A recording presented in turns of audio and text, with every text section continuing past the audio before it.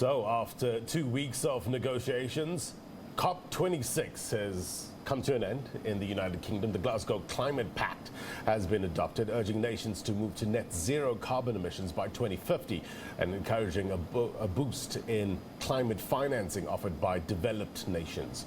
But there was some disappointment too, as the gavel fell following a decision to water down wording that requested nations phase out fossil fuel use. Our correspondent Laura Makin-Isherwood looks back at what's been achieved in Glasgow over the last fortnight.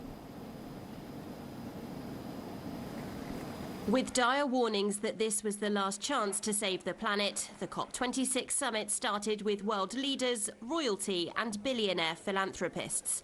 Headline-grabbing pledges soon followed, everything from ending the reliance on coal to slashing methane emissions and stopping decades of deforestation. It's central to the ambition of the UK's COP presidency that we act now and we end the role of humanity as nature's conqueror and instead become nature's custodian. South Africa announced details on plans for the wide-scale production of green hydrogen, while $8.5 billion was offered by the UK, the US and the EU to help South Africa move away from its reliance on coal. But once world leaders jetted home, it was down to thousands of delegates from 197 countries to try and thrash out a final deal. But as the days passed, it became increasingly apparent that the dream of limiting global warming to 1.5 degrees was fading.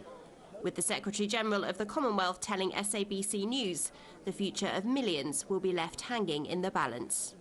But if you look at where we are now, they're suggesting 2.3. 2.3 for a number of my member states means the end of their world. Their islands, their countries will be gone.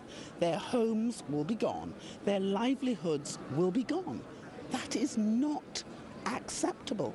So you will find there's a deal of anger that people don't understand, that 1.8 is not okay, 2.3 not okay. We need 1.5 just to give us a fighting chance. 3 draft deals were published, each leading more nations to set out lines that they did not want to cross. South Africa's delegate joined India and China in raising concerns about phasing out coal and fossil fuel subsidies. Paragraphs revised and reworded until consensus could be found. And more than 24 hours after the original deadline, the gavel fell on the Glasgow Climate Pact. Hearing no objections, it is so decided.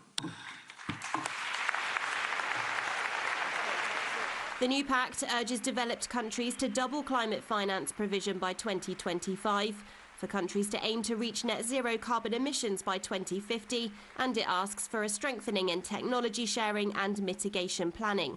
But it is not the rapid action many nations had hoped for. The UK COP26 President Alok Sharma expressed regret. I'm deeply sorry. I also understand the deep disappointment. But I think, as you have noted, it's also vital that we protect this package.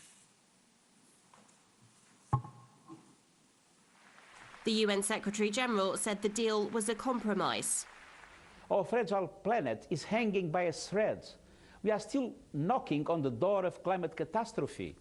It's time to go into emergency mode, or our chance of reaching net zero will itself be zero. And nations will be expected to deliver details on bigger ambitions in 2022. Well, that document might have finally been signed and sealed here in Glasgow, but exactly how it's going to be delivered isn't clear just yet. And as the delegates who have spent 2 weeks thrashing out the wording head home, pressure will continue to ramp up on their government's net zero targets year on year. Laura Makin-Isherwood, SABC News, Glasgow. Laura, thank you.